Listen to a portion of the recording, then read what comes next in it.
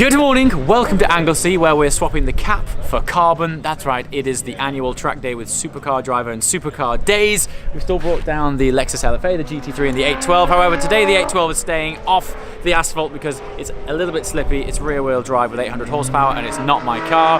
LFA, we're going to take it on steady later on. There's no point in flying a car all the way over from Dubai to drive one of the UK's most iconic circuits without taking on the LFA. So we are taking it on, but today's all about the GT3. We've got fresh Michelin Cup 2s on there. The weather, despite the fact that I bring the bad luck with me, we've got a breeze, we're on the coast, it's gonna blow this mist away, the blue sky is gonna come out, we're gonna heat up the asphalt, and we're gonna take you guys along for the very first drive at Anglesey in the new GT3.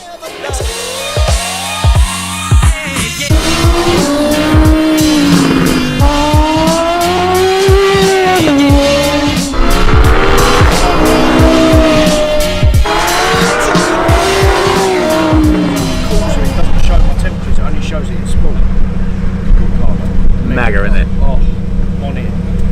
Who else thinks Tony looks like a Wallace and Gromit character with that head on? with that helmet on? I said on my Instagram stories I look like a fat kid stuck in a lift.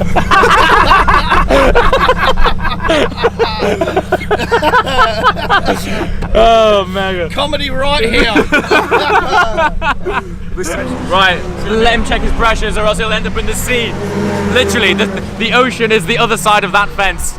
James, what are you doing? There's a track out there. And I know, but the video has to go out. Oftentimes people are like, how do you find the time between we make the time? We cut track time short and make editing time long. This is the video going out. I'm gonna try. Miraculously, we are literally on the edge of Anglesey, about to fall into the ocean, and they have almost 20 megabyte per second upload here, which is great news. But this is what happens, man. We cut the good times short so we can supply your eyeballs with this feast. This is the first drive of the 812 Superfast in the UK through incredible Welsh countryside. So if you're watching this one and you haven't seen that one, link below.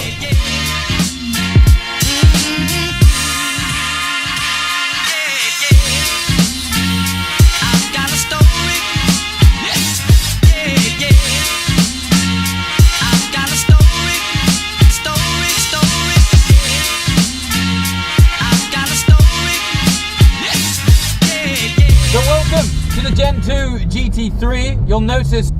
2 GT3, you'll notice something new, two things new. Harnesses. I've never had harnesses at GT3 before. And the other thing new is my friend Nick. Hello everyone, how are we? This is really cool because it's the first time that I've had this on Anglesey, and I think the GT3 seems to be at home here. It's epic. It's made for the job, man. It's made for the job. That view is made. I know, mate. And the way that this car just squats out of the bends. It's incredible, huh? Early on the throttle. So early. What's fantastic about GT3s is all of the weight is still over the rear. So they love trail braking, they love all the weight on the nose, which is how you get these front tires like hot quite quickly. Yeah. But as soon as you're at the apex, squirt on. Mash it. Yeah. Absolutely mash it. It's got so much grip. This engine. Sensational. 9. It loves it. It loves it.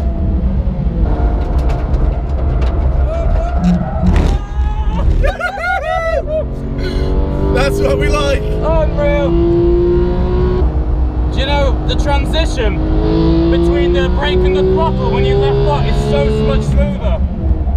You can see how the bleed off just howls. So much better. Yeah. When it's empty. Oh, mate. What? Oh, what was that? What? That was so good.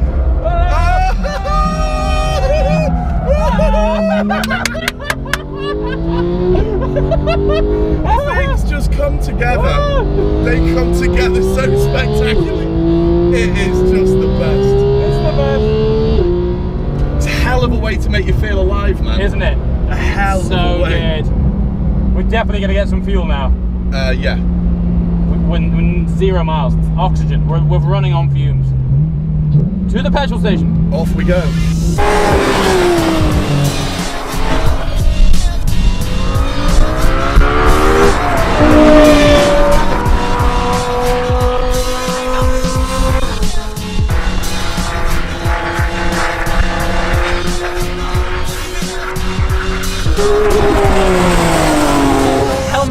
becoming a regular occurrence on this channel. If you see me wearing a hat, it's to hide the bonds. So, as you've seen, I think that was the culmination of why cars are so enjoyable. Did you see the giggle on our faces when that car let go and we were opposite locked? Like, as soon as you straightened it up and then shot past off the apex, we were both just like, ah, like screaming like girls. GT3 is holding up fantastically well.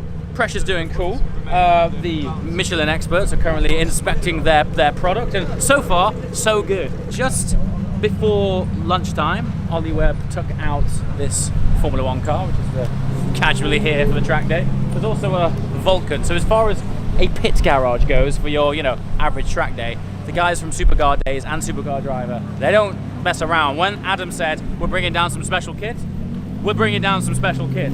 GT3s seem to be the staple. Every track day I go to, I seem to keep seeing more GT3s. It's funny because on the one hand, just generally in the UK they're quite rare until you get to a track day. But what's really nice about that is you get to see that the majority of people buying GT3s really do use them. I think there's 6 here, and every one of them, they are on it every time the track's open.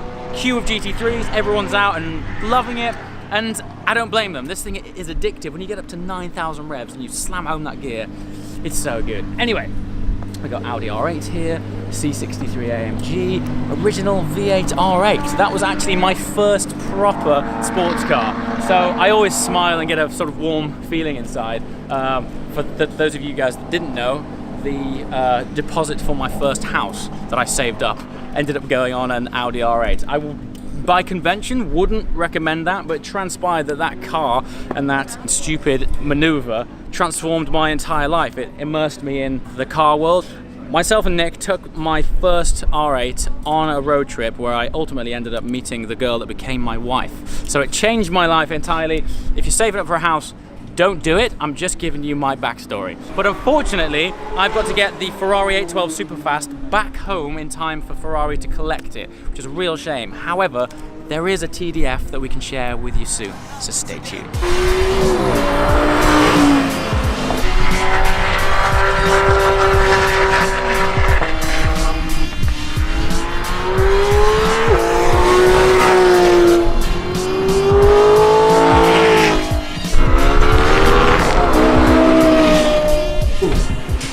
This is... Begin to talk. It's right. It's proper. So both Nick and I have just, well, I've had the honor of driving it. I didn't film it because a track video with this car coming in the near future.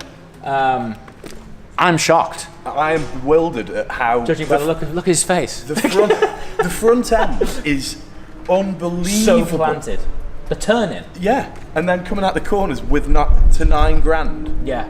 And then just in pull a another V10. one. Yeah, the downshifts are obscene. Amazing, I aren't they? like the upshift. While for the slopes, Yeah. The upshifts on track are bang on.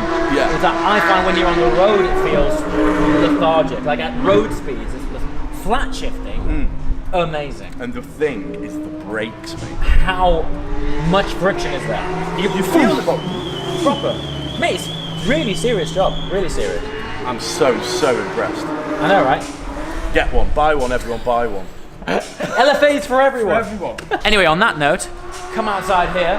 We are now approaching the end of our day here at Anglesey. Massive thank you to Supercar Driver and Supercar Days. But before we end, there is that big yellow glowing orb behind the GT3, and quite rightly, some of you guys have been asking, now you've got the TDF, is the 812 still on order? Yes, it is. It's still a 2019 car. It's still on its way. When I first started the sort of journey of speccing the 812, I did say right there and then that the chances are we've got such a long lifespan until that car comes that I'm probably going to change my mind on all sorts of variables, since the first day of seeing it. And as it happens, we've had lots of different spec options and ideas. I asked you guys who have been invaluable in coming up with crazy concoctions and color combos of things that I would have never dreamt of. However, living with this yellow car for the last 4 days, I'm really warming to it. When I first saw it roll off the truck, I just thought that spec is incredible. I might be leaning towards, therefore, a more pearlescent, like a triple layer yellow paint, yellow on the 812. Let me know what you think below, and as always, go onto the Ferrari configurator online and configure away. If you have any more wacky ideas, send me the stuff, send me the links on Twitter, send me screenshots on Instagram, be sure to tag me so I see it. As always, thanks for watching. I shall see you next time. Ciao.